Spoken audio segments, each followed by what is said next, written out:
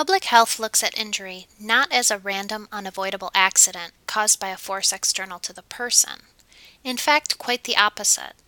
Public health attributes injury to an individual's chosen behavior or to his physical and social environment, but most often to a combination of both behavior and environment. As with the prevention of most diseases that affect the population, data collectors and sorters seek to answer the questions who, what, when, where, and how, in hopes of finding a pattern or connection. Once they've found a connection, public health practitioners aim to interrupt what we'll call the chain of causation. This term should sound familiar, since we discussed breaking the chain of causation to prevent or halt the spread of infectious disease. With respect to injury, that could mean first educating, regulating, or somehow protecting the host, preventing him from taking risky action and thereby from suffering any injury at all. Second, it could mean equipping with safety features the agent the host will use to get himself in trouble, car or gun, for example, or taking the agent away from the host altogether. And third, it could mean adjusting the environment or keeping the host away from the risky environment, repairing bad roads, keeping rowdy passengers from distracting the driver, or putting a fence around an outdoor pool. We'll look at efforts to break the chain of causation for the three leading causes of injury-death in the U.S.: motor vehicle crashes, poisoning, and firearms, in that order. What we know about interrupting a chain of causation we've learned from retrospective studies, that is, analyzing the data from injury-causing events that have already happened. Let's take retrospective studies of car crashes, for example. They can reveal the frequency of alcohol intoxication in hosts, the drivers, the makes, models, and years of cars with bad brakes or faulty airbags, the agents, the types of environmental hazards contributing to motor vehicle crashes, unsalted roads, poor lighting.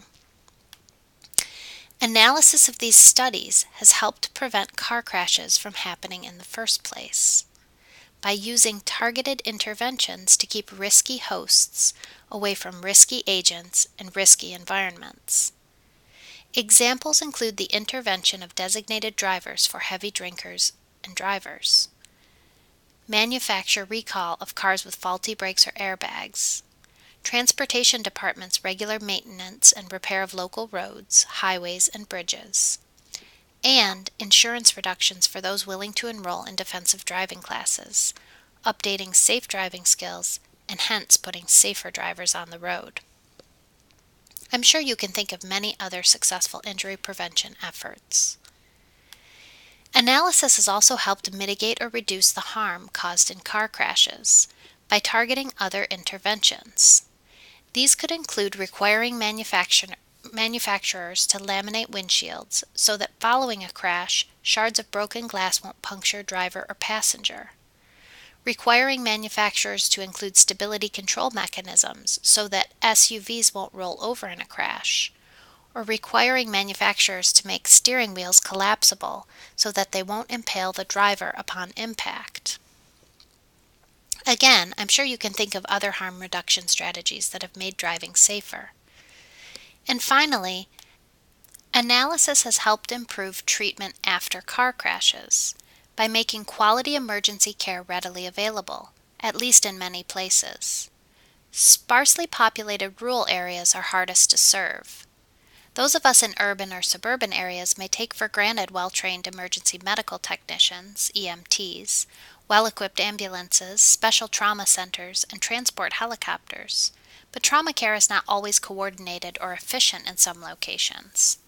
This is unfortunate because good prompt treatment can determine whether a victim survives a crash or how severe or permanent his disability may be. Fatal car crashes have been more reliably reported than non-fatal injuries, but non-fatal reporting is improving with electronic surveillance. With this data, a Centers for Disease Control study found that 15 to 29-year-olds are at especially high risk for motor vehicle crash injuries. In fact, in 2012 alone, they accounted for 1 million crash injuries. For all age groups in 2012, emergency room visits due to car crashes totaled 2.5 million. Of those, 200,000 were hospitalized. But many car crash victims aren't just patched up and sent home ready to resume their lives as usual. Many go home with long-term disabilities. CDC reported that lifetime medical costs for treating disabilities from car crashes in 2012 amounted to $18 billion. Lifetime wages lost to that year's crashes are estimated at $33 billion. As you can see, car crash injuries have health and economic costs for the individual and his family, but also for the healthcare system and for society in general. When the death rate from poisoning nearly doubled between 1999 and 2008, that is, in less than a decade, the CDC investigated for causes of this dramatic increase. It analyzed death certificates from the National Center for Health Statistics and reported a most sobering finding. The cause of poisoning death in most cases was drugs, both legal and illegal drugs. In fact, physicians had been prescribing an increasing number of legal painkillers known as opioids for patients suffering from chronic pain. It was found that these legal prescriptions were being diverted for non-medical recreational purposes, often by middle-aged males with histories of drug abuse and teens who for fun invaded their parents' medicine cabinets. A balance needs to be struck between assuring pain relief to legitimate sufferers and minimizing the risks and adverse effects for prescription drug abusers. New York State has passed the Prescription Drug Reform Act to keep the agent, the legal prescription drug, out of the hands of the host, the illegitimate or drug abuser. Because abusers have been known to stock up, that is, get several physicians to unknowingly fill pain relief prescriptions that other physicians had already filled, New York State came up with an effective prevention strategy. It's called iStop, Internet System for Tracking Overprescribing. The system requires physicians to check the prescription history of a patient online before writing a new prescription, and requires pharmacists to confirm prescriptions with doctors before filling them. In addition, New York's electronic prescribing of controlled substances begins in March 2015. That is, doctors will be able to prescribe medications only one way, electronically. With no more prescription pads allowed, prescriptions won't fall into the wrong hands or be forged by abusers. Still, the battle against opioids has not been won.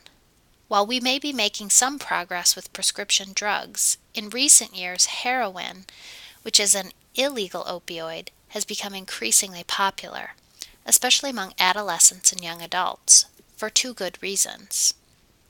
Heroin is both cheaper than prescription drugs, and it's easier to get. The dangers of heroin use and its unforgiving addictiveness, uncertainty about its purity, variation over time in a person's tolerance for the drug, and the high risk of overdosing. What's more, heroin use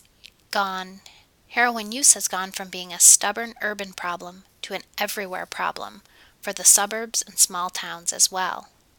It's caught on so rapidly that it's recently been labeled a national epidemic, one that's extremely difficult to combat.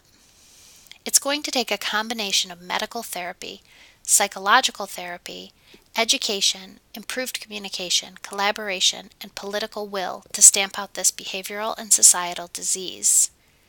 Here's a good juncture to take out the social ecological model, as well as the individual models of behavior, to think about what innovative interventions might help with this complex problem. We're all quite familiar with instances of horrific gun violence in the U.S., school shootings, shootings on college and university campuses, in shopping malls and in movie theaters, to give just a few examples that have been widely publicized in the media. But most are unaware of the grim national statistics. As your textbook informs us, in 2009, guns killed 31,347 Americans. 60% were suicides, 37% homicides, and the rest were unintentional shootings or legal interventions. Homicide rates are 2 to 4 times higher in the U.S. than in other developed countries, and a high percentage of suicides here are committed with guns. Teenagers and young adults are at especially high risk for both getting access to and using firearms, and for being victims of gun violence. In fact, 20% of people who die from firearms are between the ages of 15 and 24. While we generally think of this as a criminal justice problem, violence is very much a public health problem. Why? Because public health's mission is prevention of violence and its dire consequences, and promotion of the public's health and safety. It's been suggested that one way to reduce gun violence is to reduce the overall supply of guns and to strictly enforce laws that restrict those who can get a gun license. The data show that compared to other developed countries, the U.S. has a rather permissive attitude toward the possession of guns. That is, guns are easy to get. A third of U.S. households own a gun, many because they think it will protect them. Yet studies have found the opposite. That is, unintentional gun injuries, homicides, and suicides are much more likely to occur in households that own a gun. Advocates of gun control conclude that gun ownership is harmful to the public's health. On the other side, advocates of gun ownership claim that the data is too unreliable to find a cause and effect relationship between gun ownership and gun violence. What makes the problem of gun violence particularly difficult is politics. Conservative politicians, with the backing of the powerful National Rifle Association, fight all attempts to limit access to firearms. They claim that liberals are attacking their constitutional right to bear arms, a liberty that's protected by the Second Amendment. Political opposition to gun control has been so formidable at times that in 1996 Congress prohibited the CDC from using any of its funding to advocate or promote gun control. That all changed in the aftermath of the Sandy Hook Elementary School shooting in Newtown, Connecticut. The general public and the federal government were shocked out of complacency. In January 2013, President Obama released his national plan to reduce gun violence by framing it, for the first time, as a public health issue. He said that research on gun control is not a matter of taking sides. It's not about advocating for gun control. It's a matter of doing critical public health research that gives all Americans the information they need and policymakers the scientific evidence to do their job.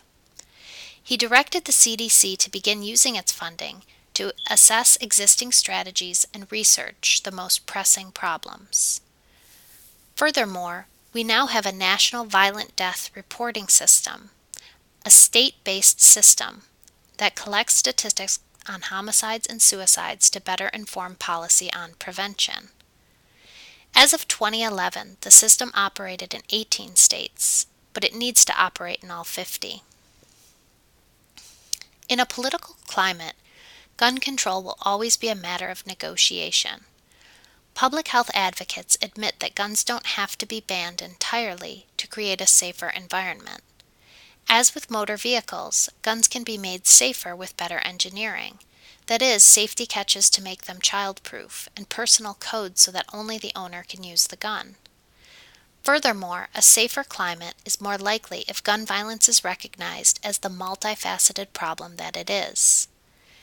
Families need to acknowledge that they are the ones who shape a child's earliest beliefs about guns and violence, how to resolve disputes, and how to protect themselves. After all, parents' behavior and what they tell their child is critical. Schools play another important role. It's where kids meet their peers and learn to socialize, including how to get a hold of aggressive feelings and improve emotional control. Communities, too, can be dysfunctional and dangerous, or functional and safe. Disadvantaged communities with exposure to drug dealing, street fighting, gangs, absence of positive relationships, and unsupervised access to guns are a recipe for disaster. Such communities need to rally, get the resources they need, and clean up their acts. Finally, as a society, we need to examine our culture. Kids and adolescents are exposed to violence on TV, in movies, video games, music, social media, and the internet. Youth see gun violence depicted as a way of achieving goals and status, and some kids may be susceptible to violence through media suggestiveness. Public health needs to address gun violence on all levels if it's going to improve its prevention efforts. Before leaving the topic of injuries, I want to mention 2 additional behaviors that may interest you because they frequently result in injury to your peers. That is, to college-going young adults. There's sexual violence on campus and collegiate contact sports that lead to concussions. You may want to look into what's being done to prevent and reduce harm associated with these behaviors.